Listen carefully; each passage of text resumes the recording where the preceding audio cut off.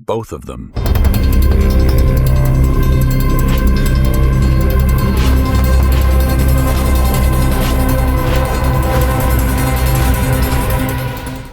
You just sent some family members to meet their maker. Their only sin was daring to oppose your lucrative alliance with the drug cartels. But who are you to have the absolute power to decide who lives and who dies at the dinner table? This is you. You were born into a family of tycoons steeped in a heavy classic European culture. Here, there is no democracy, only lineage. Thanks to your status as the eldest son, you were chosen to be the patriarch. Since you were little, you had to submit to brutal training designed to forge the perfect family leader. Any other kid would have crumbled, but under that hellish pressure, you revealed a terrifying talent. While your younger siblings were still struggling in basic classes, trying to understand the meaning of the family crest, you had already surpassed your teachers. You graduated early and were allowed to sit in on secret council meetings to learn. The tutors and the family dinosaurs pinned all their hopes on you. They are convinced that you are the corporate messiah, the only one capable of raising the family empire to a level of power that they cannot even imagine. You are the embodiment of perfection. But it turns out you have a dark secret. You hate the family business to your core. Your true passion is not the ledgers, but the movies. You want to be a director. You spend your days hiding in your treehouse, devouring classic movies, while your butler begs you from below to attend economic seminars. At 15 years old, you muster the courage and present your wishes to the patriarch and the board of directors. At first, they object and try to dissuade you with speeches about duty. But in the face of your steely determination, they finally cave. However, the patriarch, regretting wasting your natural talent, offers you a deal. You can pursue your dream, but the family doors will be open to you as long as you return before turning 25 years old. You say goodbye to the gilded cage and begin your journey. With capital backed by the family, you open a small film studio. You dedicate 2 years of your life to creating your first movie. Surprisingly, the audience loves it. You make double the investment in profit. This initial success inflates your ego to the bursting point. You think you are the next James Cameron. But harsh reality hits you. Your next movies are catastrophic flops. You lose money faster than you can count. You have to sell the studio, and the banks will no longer lend you a single cent more. At 24 years old, a failure and bankrupt, you return to the family mansion with your tail between your legs, carrying the humiliating weight of total failure. At the mansion, no one mocks your failure. On the contrary, they are very encouraging. The patriarch gives you life-changing advice. He tells you to use your business talent to make money, because when you have money, you can finance hundreds or thousands of failed movies and keep dreaming. You follow the advice and take control of a family subsidiary. You are like a shark in a goldfish pond. You restructure, brutally cut your losses without mercy, and invest in advanced technology. The results are terrifying. You achieve triple-digit revenue growth and turn the company into a market phenomenon. The board, delighted, throws a huge party. The celebration is joyful. Everyone is drinking, confessing secrets, and sharing shop talk. They discuss your movie, saying they loved it. That night, drunk on alcohol and nostalgia, you decide to sleep in your old treehouse. From up there, you hear the old board members talking in the gazebo below. At first, it is just boring shop talk. And then the truth hits you.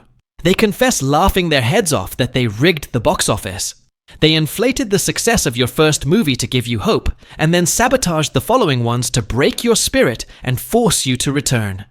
It was all a cruel charade. Rage blinds you. You stumble down and confront them. They are surprised. They did not think you would be sleeping in the treehouse. They start making excuses, but it is totally useless. Filled with hate, you jump into your sports car and floor it on the dark highway.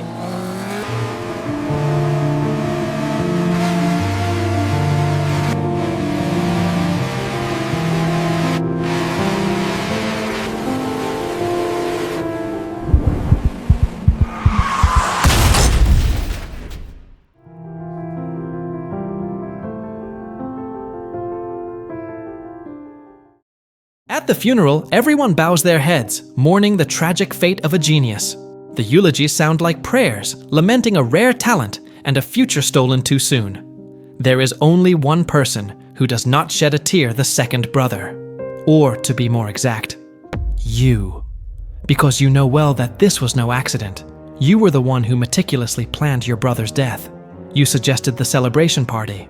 During dinner, you manipulated his emotions, talking about childhood, and it was you who brought up the topic of how the board manipulated his film career.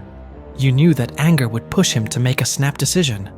And long before that, you had silently tampered with the brakes of his car, a small mechanical detail sufficient to decide a fate. Everything was part of your cold calculation. According to family law, as the second son, you automatically become the heir. But your appointment ceremony does not receive the standing ovation that your brother had. Although you carry the patriarch's blood, your mother was just a maid. All your life, you and she were treated like invisible ghosts. When your mother disappeared, no one bothered to look for her, despite your pleas. However, now that you have the power, those same faces that despised you bow down and smile like dogs wagging their tails to please you. You stand before them in silence and realize an immutable truth. When you are weak, people see you as a burden. But when you are strong, they call you a natural-born leader. According to clan laws, the heir must pass a supreme business test. If you fail, you lose your right to the inheritance. It is clear that the board and the patriarch cannot stand you. They assign you the family pharmaceutical division, a sector that is not their strong suit, and that is on the brink of bankruptcy. You know perfectly well that you are not a financial genius like your late brother. You cannot use traditional business skills to save this sinking ship and convince the skeptics. But your humble origin, full of determination, has taught you to survive in the gutters. You take control and radically change the flagship product. You order the production department to create a painkiller composed mainly of opioids. You receive an alarming report from the lab, indicating that this dose will cause severe addiction if used long-term. But instead of stopping production, you choose a more sophisticated approach. You decide to spin the narrative. In the reports sent to the regulatory agencies, you emphasize the benefits of pain relief and the slow and stable release technology, while the warnings are written in vague and confusing technical language, legally watertight but diluted enough to mask the real danger. You buy the conscience of renowned doctors to promote your drug at medical seminars and write sponsored articles using cherry-picked statistics. You train your sales team to repeat that the addiction rate is less than 1% and make doctors believe that patients with chronic pain rarely develop dependence if used correctly. All this becomes the perfect spark that skyrockets the pharmaceutical company's sales. Your revenue surpasses even that of your genius brother. You have completed the challenge to perfection. You return to the clan as a winner. In the hallways of the mansion, the air has changed. The whispers that once dripped with poison regarding your humble origins have transformed into a symphony of hypocritical praise. No one mentions your maid mother anymore, or questions your talent. Now, they only speak of your Midas touch. You enter the boardroom to present your final report. The atmosphere is tense. The patriarch and the council elders look at you with a mixture of personal contempt and absolute greed. They hate you for who you are, a bastard who dared to rise up, but they deeply love the money you have brought to the table. You project the results on the giant screen.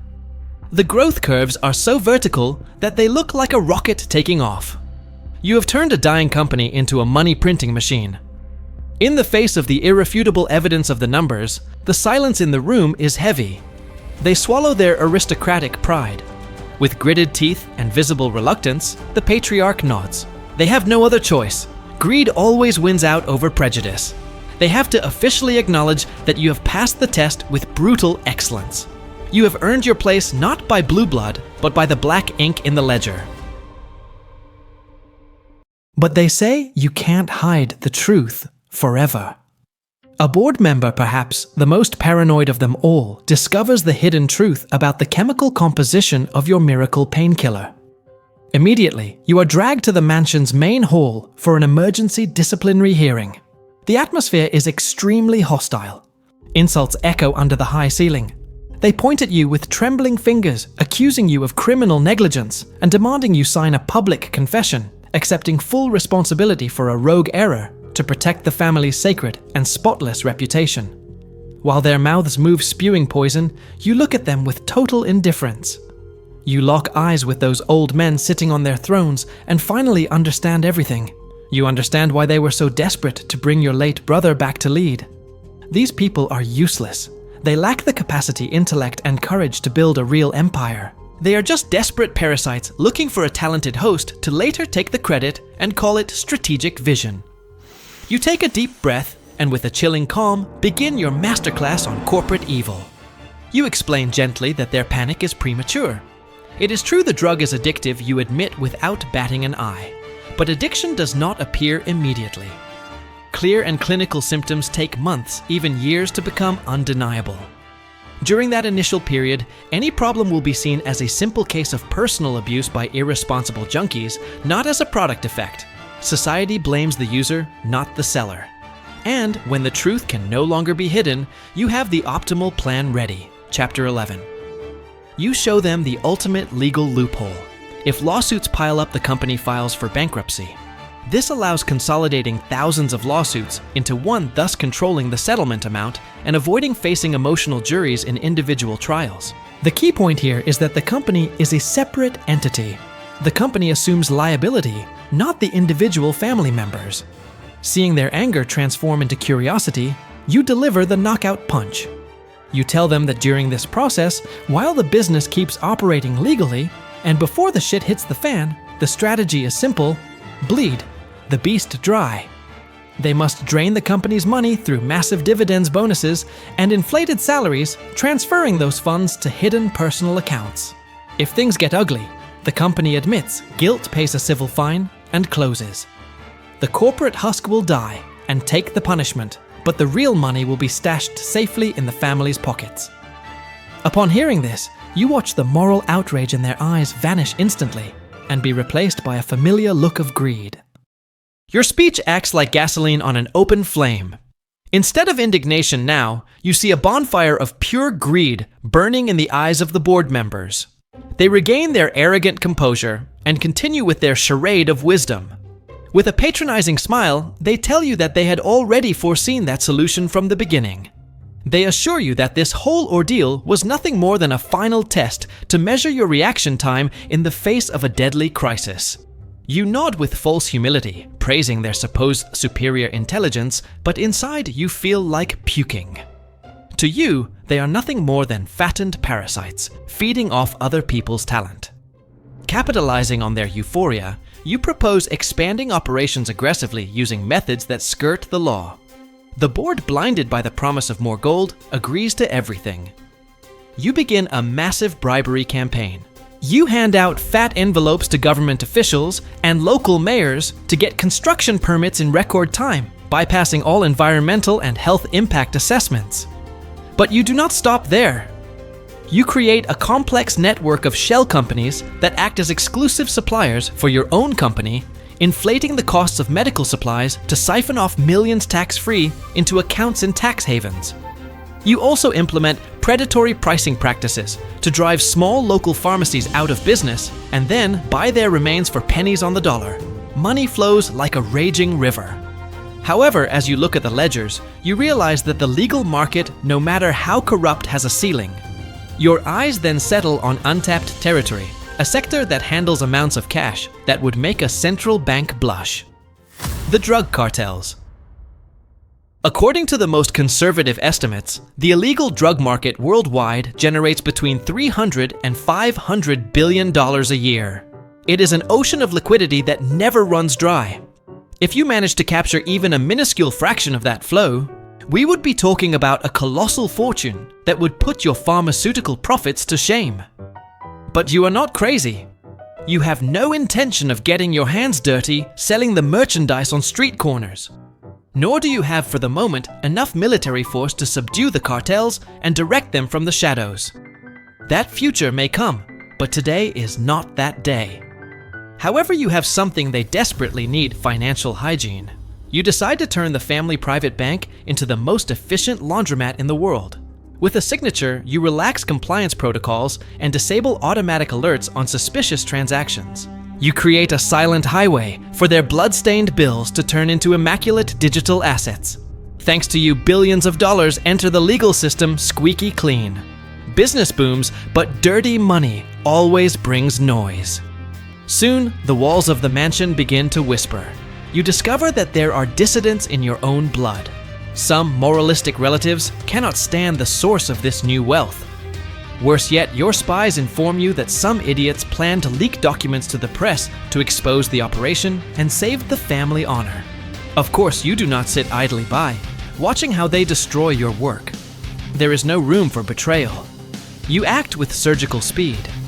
Suddenly, a series of unfortunate accidents occur on lonely roads, inexplicable brake failures, and some mysterious disappearances during vacations on the high seas.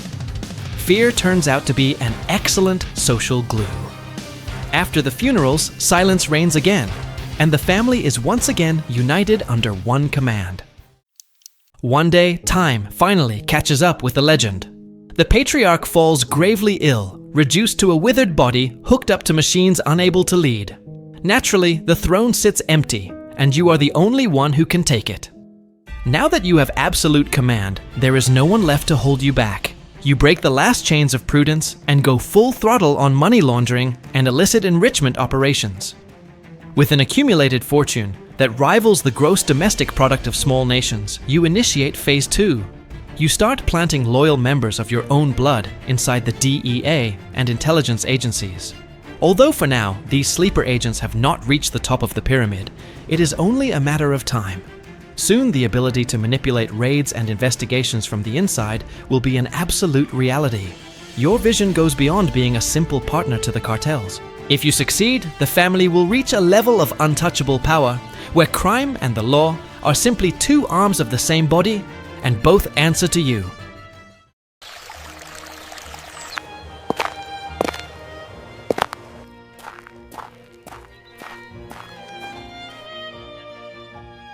In a room flooded by the golden light of dawn, a man sits drinking tea with chilling elegance.